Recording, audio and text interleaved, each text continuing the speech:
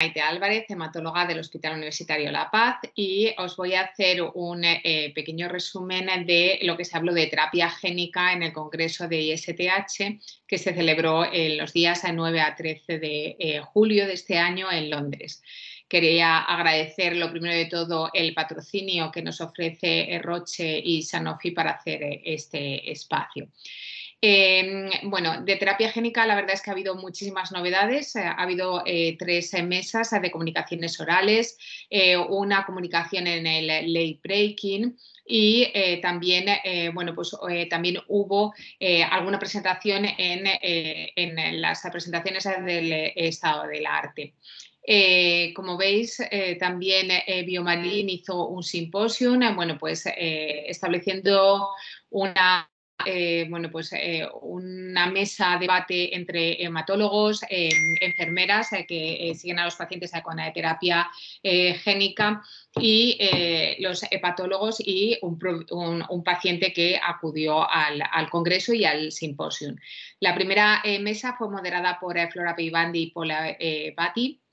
Y bueno, pues se mostraron resultados del estudio de Biomarin, de terapia génica de Biomarin, llevado a cabo en pacientes con hemofilia grave, bueno, en los que, aparte de ver en estos pacientes, se crean todos pacientes con hemofilia B grave o moderadamente grave, aparte de ver los objetivos principales del estudio, que era ver los niveles de actividad del factor 9 a lo largo del tiempo, de cómo se mejoraba el fenotipo hemorrágico y cómo se eliminaba la necesidad de profilaxis. También en el estudio hubo otros objetivos secundarios para evaluar la calidad de vida. Estos objetivos secundarios para evaluar la calidad de vida, bueno, pues se fueron haciendo en análisis interín del estudio y se comparaban con la calidad de vida que tenía el paciente en los meses previos a infundirse la terapia génica, en la cual todos los pacientes estaban en profilaxis con factor 9. Entre los cuestionarios que se implementaron para ver cómo cambiaba esta calidad de vida, bueno, pues era un cuestionario para ver cómo cambió la actividad física de los pacientes, el cuestionario genérico EQ5D5L con la escala analógica visual y luego algún cuestionario específico como el EMO Quality of Life. Como veis, bueno, pues resultó, bueno, hubo una mejora en todos los parámetros, tanto en los de actividad física como en otros ítems evaluados, pero salió solamente estadísticamente significativa esta mejora con el EQ5D5L y la escala analógica visual. Como veis, también con el EMO Quality of Life se mejoraron los parámetros, fundamentalmente la visión de futuro que tenía el paciente, acerca de cómo en ese futuro podía interferir bueno, pues a su enfermedad, y como veis en el primer año ya había mejorado la visión que tenía en el futuro y bueno, pues en el segundo año, bueno, pues esa visión de planes de futuro era muchísimo mejor y no veía que la enfermedad fuera a interferir en esa, bueno, pues en el desarrollo de sus actividades. Con lo cual, el estudio de terapia génica para pacientes con hemofilia B de CSLBRIN, HOPE-B, bueno, pues muestra una mejora en los parámetros de calidad de vida por reducción tanto de la tasa anualizada de sangrados como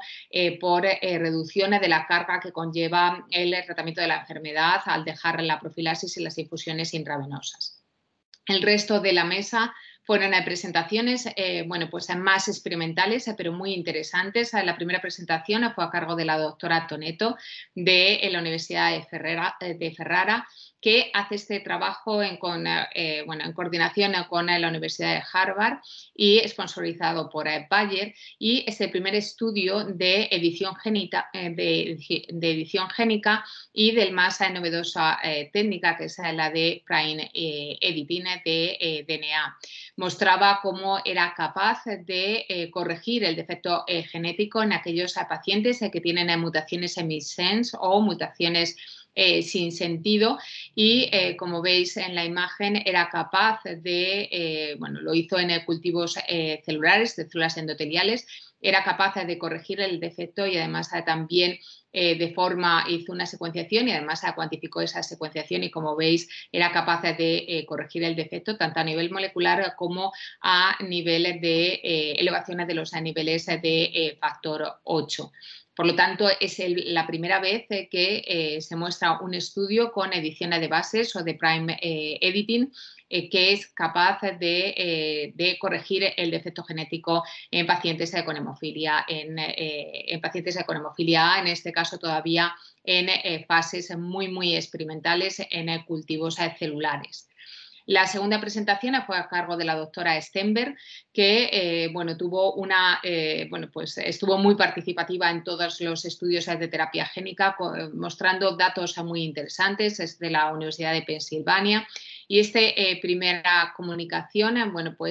trataba de dar una explicación a por qué tenemos tanta discrepancia cuando medimos el factor 8 del transgen, producido por el transgen en los diferentes ensayos de terapia génica. Demostró que en los ensayos clínicos que están actualmente en marcha hay una discrepancia a favor, sobreestima si el factor 8 producido por el transgen lo medimos por el método coagulativo en una etapa con respecto al método cromogénico. Y el ratio entre ambos métodos, entre el factor 8 monitorizado por ambos métodos, es hasta 1,6, como os decía, a favor de niveles más altos en el método coagulativo por una etapa. Justo al contrario de lo que ocurre a nivel plasmático cuando infundimos un factor recombinante con la misma secuencia que puede tener el transgen que estamos utilizando en los diferentes ensayos clínicos. Los experimentos los realizó en un modelo animal, concretamente en un modelo murino. Y entre los posibles mecanismos que podrían explicar esta discrepancia, nos hablaba de una generación de un factor 8 activado más rápido, con una reducción de la afinidad por el factor von Willebrand, o que fuera más rápida la activación tanto de la trombina como del factor 10 activado. Y también elucubró que ese factor 8 producido por la terapia génica fuera un factor 8 hiperfuncionante. Solo esta última hipótesis parecía que era la que podría explicar tanto en modelos de ratones como en humanos esa discrepancia en los métodos utilizados para la monitorización. En esta mesa, otra de las comunicaciones fue realizada por el doctor Batí, en el cual intentaba abordar otro de los problemas que tenemos, y es conocer por qué unos pacientes hacen una respuesta inmune más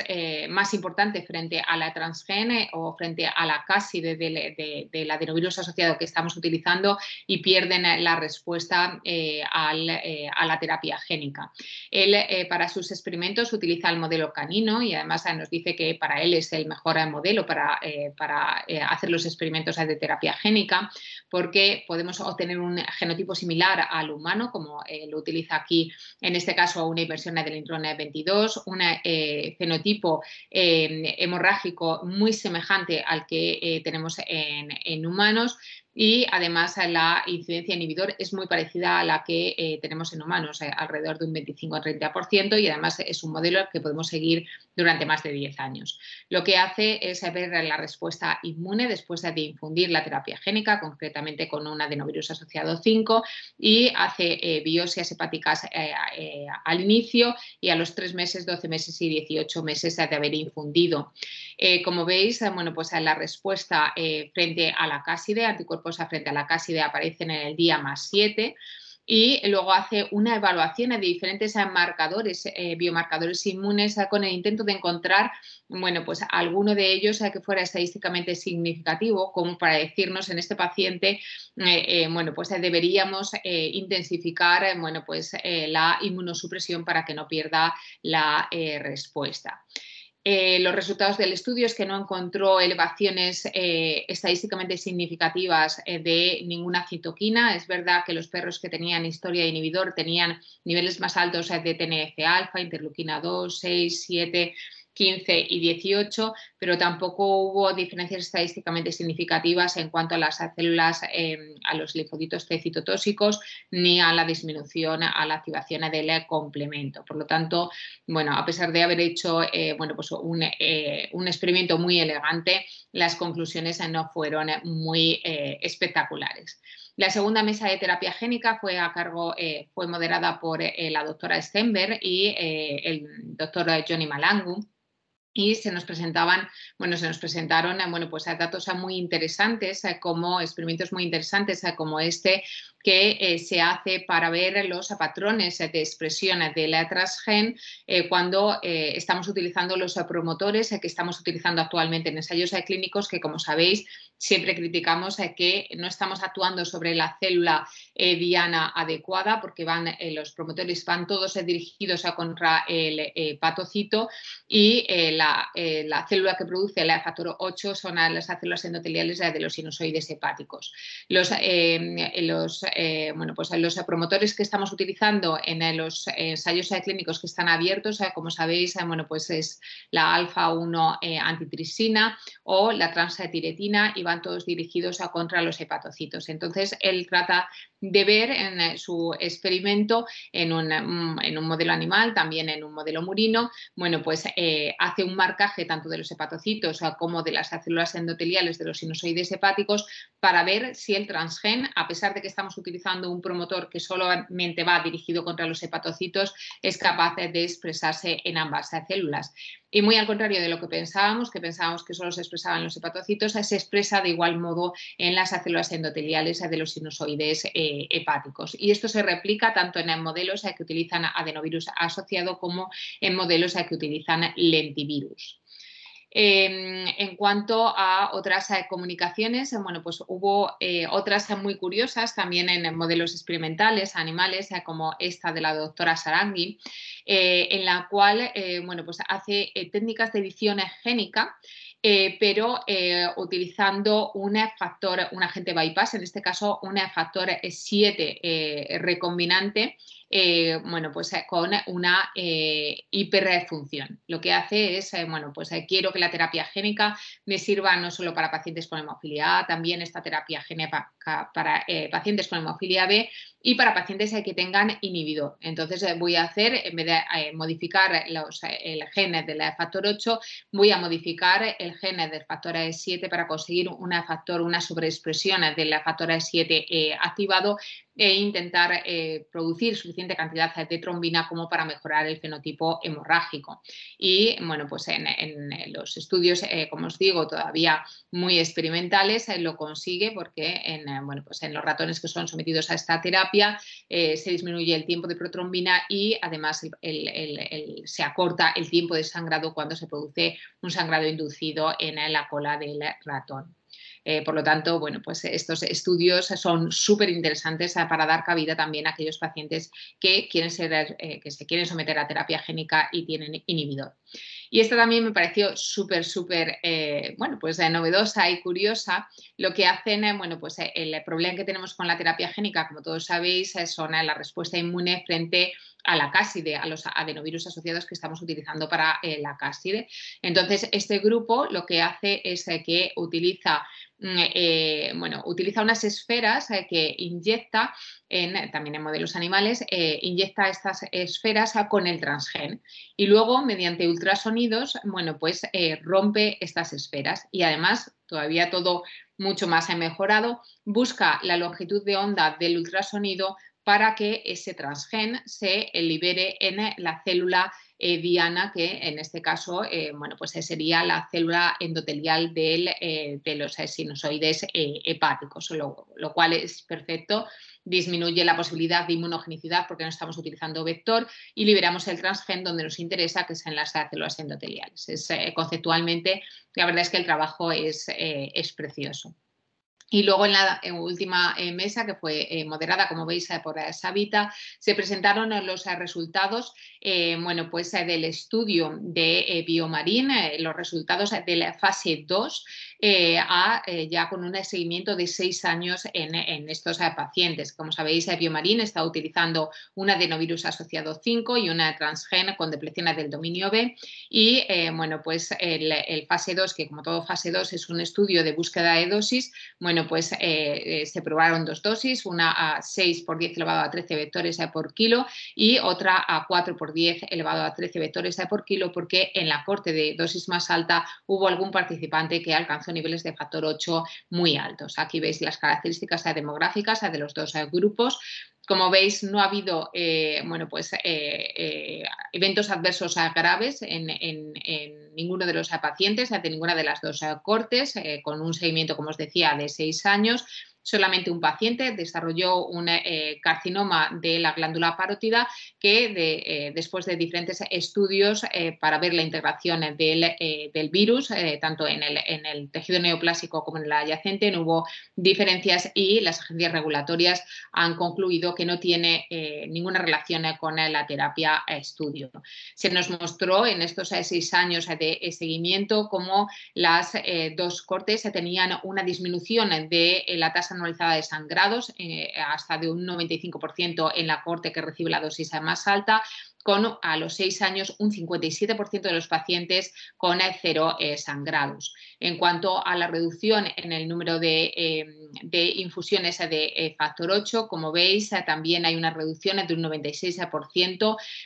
con respecto a la fase previa en la que estaban en profilaxis con factor 8 en la dosis que recibía en la corte que recibía dosis más altas. En cuanto a la actividad, bueno, pues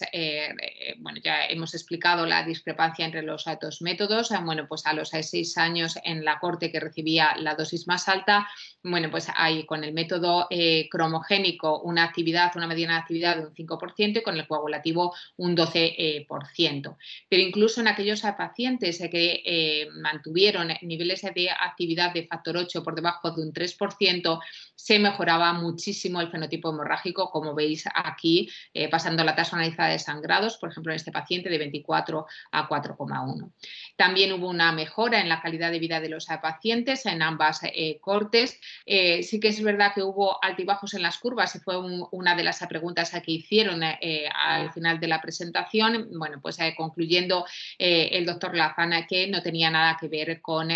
bueno, con la asociación con sangrados. Por lo tanto, en conclusión, bueno, pues no ha habido alertas de seguridad, se mantiene la eficacia y se mantiene, bueno, pues, la mejora en la calidad de vida. También en esta mesa, bueno, pues se presentó este estudio muy curioso que es terapia génica con el transgen del factor 8 va dentro de la plaqueta y bueno, pues para disminuir bueno, pues la inmunogenicidad y bueno, pues solamente se liberaría en aquellos sitios donde se produciría la lesión vascular, que es donde irían las plaquetas y liberarían sus gránulos. Ya para finalizar, en el late breaking hubo una sesión de una comunicación de terapia génica ya de la terapia génica de Biomarin, pero ya del fase 3, que como sabéis, bueno, pues aprobado con la dosis más alta de 6 por 10 elevado a 13 vectores por kilo y con mayor número de pacientes. Fue el doctor Johnny Malangu el encargado de presentar los resultados. Este es bueno, pues el estudio que se está evaluando a las 52 semanas y ahora mismo se ofrecen resultados y es lo que comunico a los con 2 años de seguimiento en este fase 3. Como veis, bueno, pues a partir de aquí, de los 2 años de seguimiento, pasarían a la fase de extensión. En cuanto al perfil de seguridad, bueno, pues hay un 89% de los pacientes que tienen elevaciones de transaminasas, fundamentalmente de la ALT. El 83% tuvieron que recibir terapia inmunosupresora,